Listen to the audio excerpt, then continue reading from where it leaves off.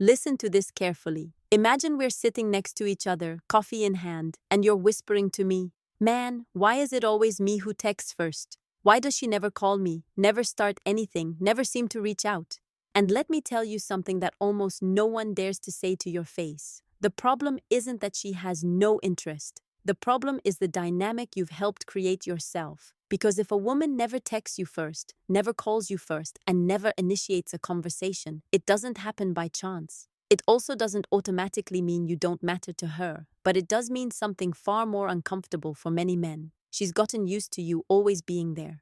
Welcome to relationship psychology. And here's the controversial part that many avoid telling you. When a man constantly chases, he doesn't demonstrate value. He eliminates the mystery, the tension, and the emotion. Look, female psychology doesn't work like most men think. Women don't connect primarily through logic. They connect through emotion. And when an emotion stops being felt, when there's no more doubt, curiosity, or challenge, interest stagnates. This content isn't here to teach you how to manipulate or to turn you into someone cold. And it's certainly not for playing immature games. It's to teach you how to reclaim your psychological value without begging, without chasing her, and without losing your dignity. Because when you change certain behaviors, small but powerful, something that feels like magic happens. She starts wondering about you. She starts noticing your absence. And yes, she starts reaching out to you. Most men do the exact opposite of what they should in this situation. They push harder, explain more, text more, and it only pushes the woman further away. Here, you'll discover 6 clear and practical things that, if applied correctly, completely change the dynamic. You don't need to be better looking. You don't need more money. You don't need perfect lines. You just need to understand how attraction works when you stop giving away your attention so freely. Stay until the end. Because if you've ever wondered why she doesn't chase you, the answer might make you uncomfortable, but it can also set you free. Why she doesn't text you first, and it's not what you think. Let me start with something no one has probably told you this clearly. If a woman doesn't text you first, it's not always because you don't matter to her. Sometimes it's the exact opposite, and that's what confuses most men. Now imagine this with me for a second. You're staring at your phone, hours pass, days pass, nothing, and your mind starts working against you. Maybe I said something wrong. She probably met someone better. If I don't text, we'll never talk again. And then you do it. You text again, start another conversation. You keep a dynamic alive that, without you realizing it, teaches her something very specific about you, that you'll always be available. Here's the uncomfortable truth. When a woman feels she can't lose you, she feels no urgency to reach out. Not because you have little value, but because your presence is guaranteed. Female psychology responds a lot to perception, not intention. You can have good intentions, be attentive, consistent, polite. But if she perceives your attention as endless, her mind stops doing one key thing: investing emotionally. And listen closely here, because this point changes everything. People value more what they have to participate in, not what they simply receive.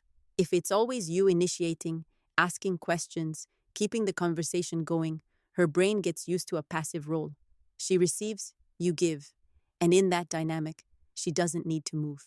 Many men believe texting first shows leadership, and at times, yes. But when it becomes a constant rule, the hidden message changes completely. It's no longer leadership, it's predictability. And predictability in attraction is dangerous. That said, there's another important point almost no one mentions. Some women don't text first because they want to feel desired, not because they lack interest. They observe, measure, analyze how you react when they don't reply quickly, when they pull away a bit, when they don't initiate.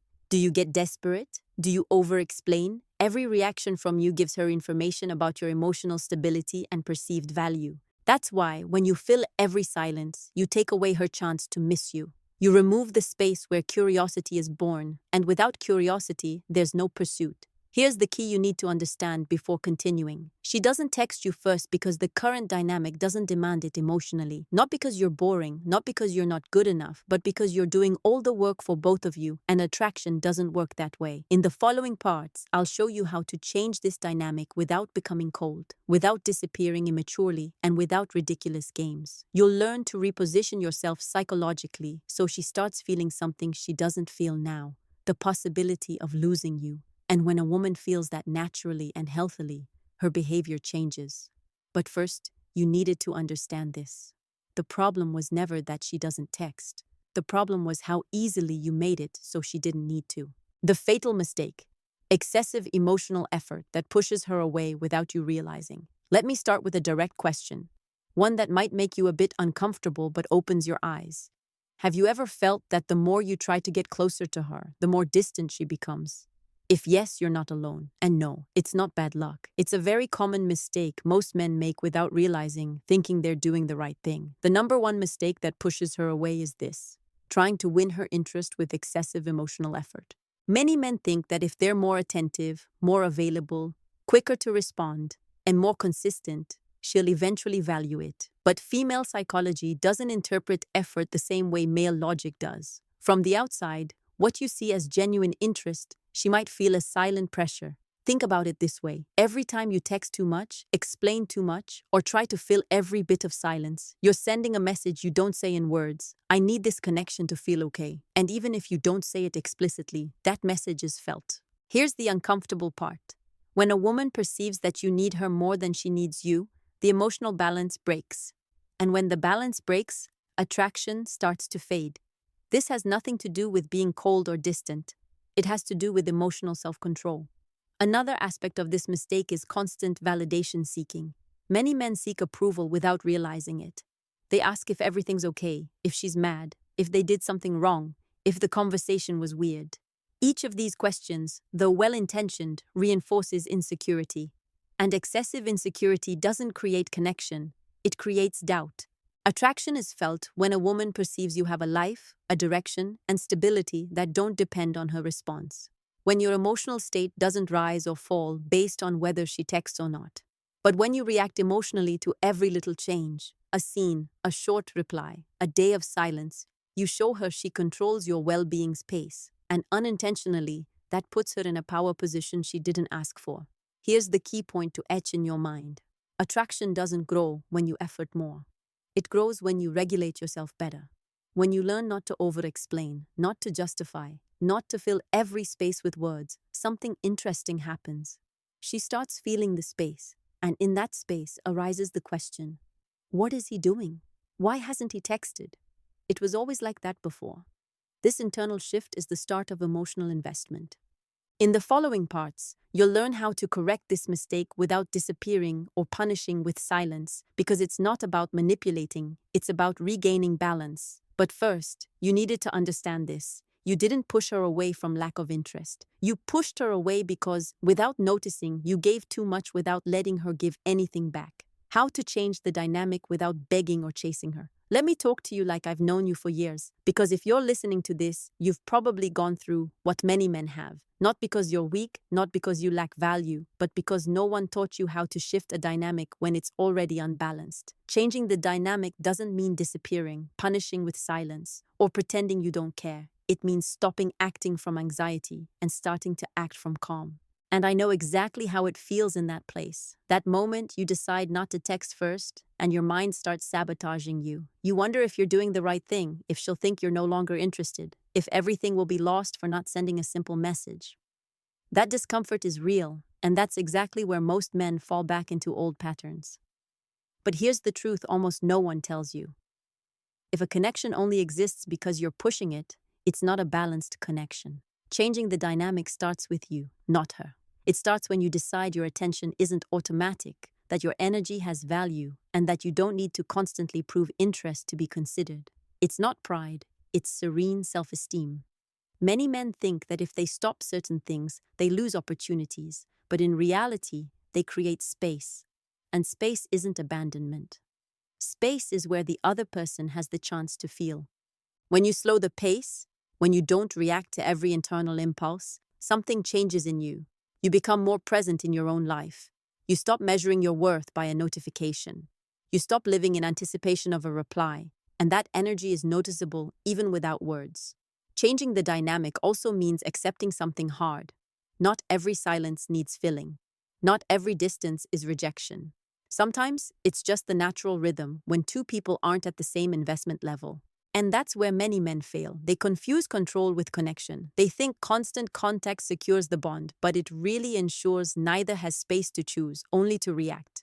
When you stop chasing, you don't become indifferent. You become selective. You start responding from consistency, not urgency, from clarity, not fear of loss. And that changes how you're perceived. Not because you become mysteriously on purpose, but because you stop being predictable. You stop being emotionally always available. And when that happens, the other person starts feeling your absence differently, not through drama, but through curiosity. Changing the dynamic is an internal process before it's external. It's deciding your life doesn't revolve around one person, that your time matters, that your peace is priority. And when you make this adjustment without announcement, without speeches, without games, the connection reorganizes itself, or strengthens, or reveals itself. And either outcome is a win. Because ultimately, it's not about her chasing you. It's about you stopping chasing yourself for attention. The true power of giving space properly, without manipulation. I'll say this calmly but clearly, because someone has to. Many men say they understand the concept of space, but in practice, they don't apply it. Not because they're bad men, but because they confuse space with punishment, or worse, with a desperate strategy to provoke a reaction.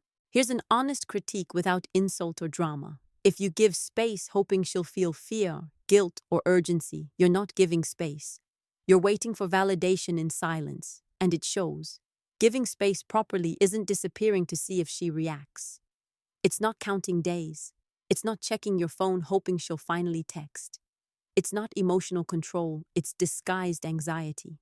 And many men need to wake up to this because when you say, "I'm giving her space," but your mind keeps spinning about what she'll do or not do, you've changed nothing. You've just reshaped the same problem. True space starts when you decide to reconnect with yourself, not when you disconnect from her. Here's the part that might make you uncomfortable but frees many. If your life feels empty when you're not talking to her, the problem isn't the relationship, it's your emotional center. And it doesn't fix by sending fewer texts, it fixes by reclaiming your focus. Giving space properly means returning to your routines, your goals, your world. It's stopping acting as if one person determines your mood. It's remembering your value doesn't depend on being constantly chosen. When you do this for real, not as a technique, but as an internal decision, something very different happens. Your energy changes. It no longer feels tense. It no longer feels waiting. It feels stable, and stability is attractive. A woman isn't attracted to a man who disappears waiting for a reward. She's attracted to a man so at peace with his life that he doesn't need to force anything. Here's the direct advice that wakes without shouting. Stop using space as a control tool and start using it as a growth opportunity. If while giving space you feel lost, worried, or empty, it's not a sign you're doing it wrong. It's a sign something in you needs attention. And that's an opportunity, not a failure. The psychological power of space isn't in her feeling lack. It's in you stopping the pursuit of validation. And when that happens, the dynamic shifts on its own. Not because she has to react, but because you no longer do. How to awaken her curiosity and make her come back to you. Before starting, let me clarify something important calmly and honestly. Making a woman feel curiosity isn't manipulating her. It's not acting weird or becoming someone you're not. It's simply stopping over-explaining and letting your presence have weight. Many men believe to keep interest. They must say everything, show everything, be always available and emotionally open at all times. And here's a truth that might disturb a bit. When you leave nothing to discover, there's nothing to discover. Curiosity arises when someone perceives depth, and depth isn't shouted, it's felt. If you're always there, always replying the same, always showing the same interest level regardless of context, your behavior becomes flat. Not bad, not insufficient, just predictable. And the human mind, especially early or in attraction stages, doesn't respond to predictability. Awakening curiosity starts when you're comfortable not showing everything, when you understand you don't need to justify silences or narrate every daily detail to matter. Your life doesn't need constant demonstration, and here's something many men will relate to. When you focus too much on keeping her interest, you lose touch with your own. When you're truly connected to your purpose, growth, what matters to you, it transmits without words. You don't need to announce it. It's noticed in your calm, your reply style, the lack of urgency. Curiosity appears when she senses you don't orbit her, but aren't disconnected either. You're present, but not always available. Interested, but not needy. Close, but not dependent. This balance is powerful. It's not about replying late on purpose. It's replying when you can, genuinely. It's not hiding emotions. It's not dumping them all without filter. It's not creating artificial mystery. It's living a life that doesn't need constant explanation. When you do this, something changes inside her. She starts wondering, what is he doing? How is he? What is he focused on? And that internal question is far more powerful than any text you could send. Here's the final key of this section. Curiosity isn't provoked, it's allowed. It's allowed when you trust your value. It's allowed when you stop competing for attention. It's allowed when you choose consistency over anxiety. And yes, in many cases, she starts reaching out, initiating conversations. Feeling your presence isn't guaranteed. But even if it doesn't happen, you've already won something bigger. You've stopped begging for interest and started inhabiting your own center. Because ultimately, this isn't content to make a woman chase you. It's content to become a man who doesn't need to be chased to feel valuable. And from there, any connection that comes does so by choice, not lack. Conclusion. Choose yourself first and foremost. I'll close this with a statement that will make many men uncomfortable, but it could be the turning point they needed to hear. If a woman never texts or reaches out to you, it's not because she doesn't know how. It's because the relationship with you isn't an emotional priority right now. And before your mind defends, listen to the end. This isn't an attack, not a judgment. It's a wake-up call. Many men live waiting for signs, crumbs of attention, late replies they interpret as hope. They cling to the idea that if I do a bit more, if I'm a bit better, if I have more patience, she'll change. But human psychology doesn't work that way. Real interest isn't negotiated, begged, or convinced. It's felt or it's not. And here's what's truly controversial. When you accept less than you deserve, you teach others how to treat you. It's not that she's mean, not that you're insufficient. It's that often men stay where they're not fully chosen out of fear of being alone, habit, or misplaced pride. This content wasn't to teach you to control a woman. It was to help you reclaim your personal power so you stop measuring your worth by who texts you and start measuring it by how you respect yourself. If after applying everything we discussed, she gets closer, perfect. Enjoy it from calm, not fear of loss. And if she doesn't, you've still gained clarity, because clarity is freedom. And now, I want to hear from you. Write in the comments if you've ever been in a situation where it was always you reaching out. Tell me how you felt, what you did, and if anything in this content made you think. I read the comments, and when I can, I come closer and reply. Because behind every story, there's a man trying to understand something no one taught him. You're not alone in this. Remember this before leaving. The man who chooses himself stops chasing the one who doesn't choose him. And when you do that, not only do your relationships change, but the way you walk through the world changes too.